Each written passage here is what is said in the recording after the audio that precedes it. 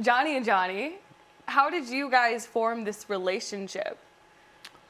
Great question. So it all started when I got to know a couple other of the Buckeyes on the team, and kind of mentoring them through the transition of after football, because me personally had a very hard transition after the Marine Corps.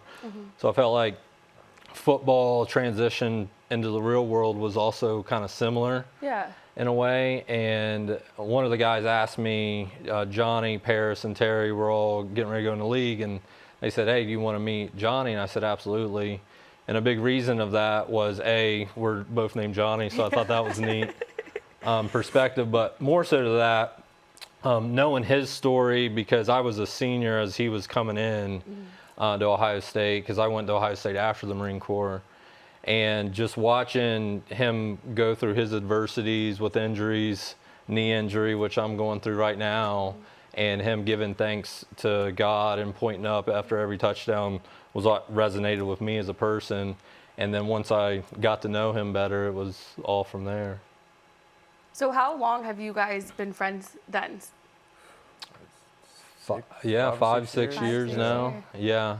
So Johnny, when you met Johnny, what was that relationship like? It seems like you have such a tight bond now. Yeah. So what was that like? It was crazy. I mean, like from day one, we were cool. You know what I mean? It's like when you walk into a meeting with somebody, you never know what you're going to get. If you're going to get a business person or just themselves, or just how they are every day. And it was all of that. You know, him along with his wife as well. The way they treated our newborn daughter, and just the way they treated everybody at the table, man. You know, they were special people, and you know, you can see yourself building a bond with them over time, which we have, you know, so it was awesome. What inspired you two to then team up and write this dual memoir together? That's a great question. For me, I've always wanted to write my story following the Marine Corps, growing up in Appalachia and Butcher Holler, Kentucky, where Loretta Lynn's from, and once I met Johnny, we started sharing kind of our vulnerabilities with our mental health and things of that nature.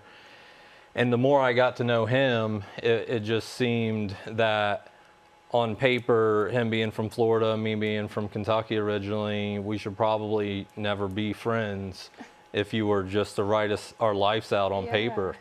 And I felt like we had an opportunity and a voice to share the adversities, not only from childhood, but also as adults, the things that we've gone through, and to be as men and to be in combat, in the military, him play football at the highest level possible. We're not really supposed to talk about those things. It's always kind of been frowned upon of, you know, if you're a Marine, you need to be hard, or if you're in the NFL, you need to be hard. You kind of bottle those emotions, and once we kind of had those conversations, that's how this book kind of came to light. When it comes to you, Johnny, you played football, you played professionally, you were in the Marines. Where did you guys find that common ground? Of just talking and just realizing that our lives, like you said, were supposed to be different. You know what I mean? We never supposed to really run into each other, but our lives were really similar in a way. You know what I mean? And him going through his injuries while, you know, doing his time, and me while, you know, being an athlete, going through the same things. We kind of bonded over that. And I remember he came up to Arizona one night, and for a week, him and his wife, and we were just sitting there relaxing, just chilling, and just being able to tell those stories together and laugh about it. You know, I think that's what makes it special. And once, you know, people get a chance to get their hands on the book, they will see all that, you know, how we came up, how our lives were, and you know, how we build together, you know what I mean, and how we keep, you know, this bond continue to grow strong and just keep pushing forward. So you two shared these stories and were vulnerable together, but when did you guys decide that it was time to share your stories publicly like this? We've been writing this book for 2 years. Wow. It's been a lot of 4 a.m., 5 a.m. virtual meetings, rewrites. We've gone through the book 10, 15 times and rewrote it. We had a really good writing team that's helped us do it.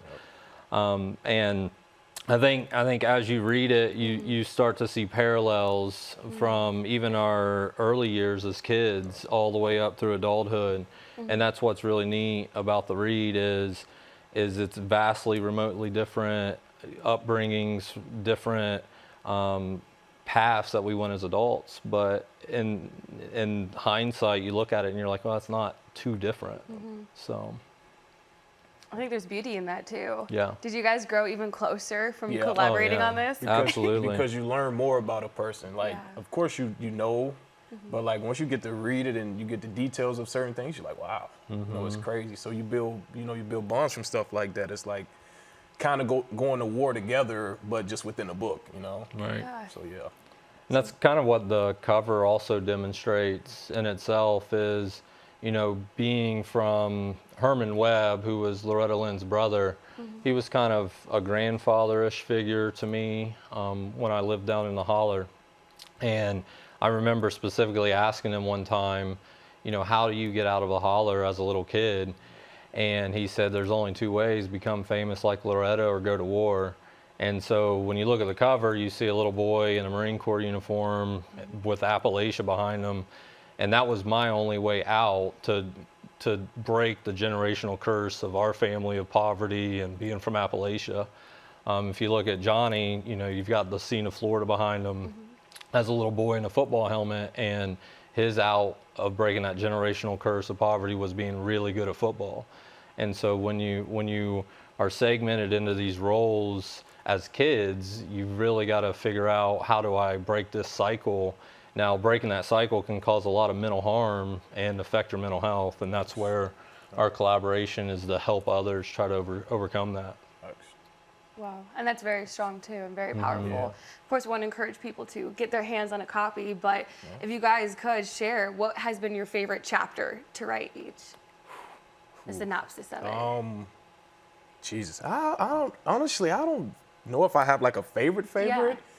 But we did something the other day, and I would say like my favorite story is just talking about my grandmother. Yeah. Just she didn't get to see me play really like as a high schooler, as a professional in college. So it was just being able to give her her respects and just show the world who she was, you know, as a person as well. And you know, I mean, I miss her, and the way she treated me, man, it was amazing. So I would say that's one of my favorite parts of the book, honestly.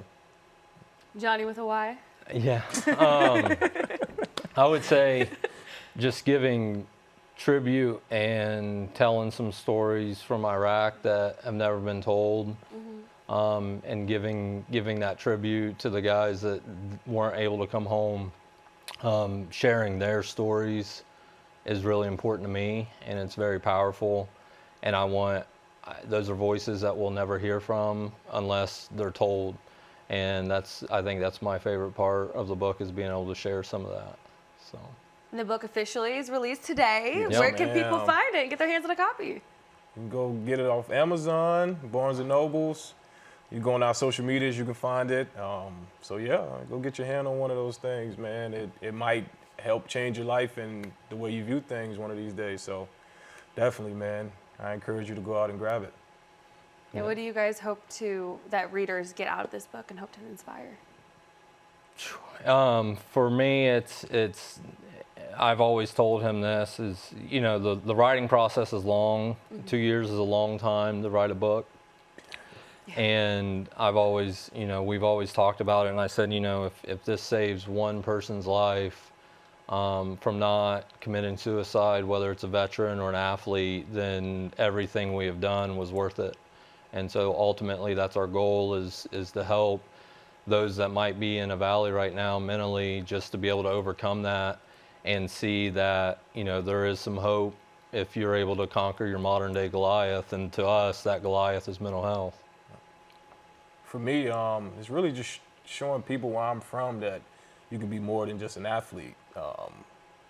And whatever that is for you, you figure that out. But it's more than just being an athlete. Because when I was coming up, that's all I saw it as, is I got to be a good football player. I have to be great at this so I can get out of this place. And, you know, but it's more to it than that. It's a lot of things we can go out there and do.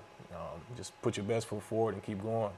And also, just, it's okay to have a friend that's not where you're from, you know what I mean? Just going out there, meeting new people, and just learning about them, and you never know what can come out of it. Yeah. You know? So You never know. Everybody has a story to share, and you never know what common ground you'll happened upon. Yeah. And we didn't know that until we started writing. And it was like, wow, a Yeah. lot. Even our moms have the same maiden name. No is crazy, kidding. which is Smith, which is not even near Dawson or Dixon. So We related. No, just Somewhere in the family tree. that's right. But now you That's guys are right. like family. Yeah, we are absolutely. like family. Absolutely.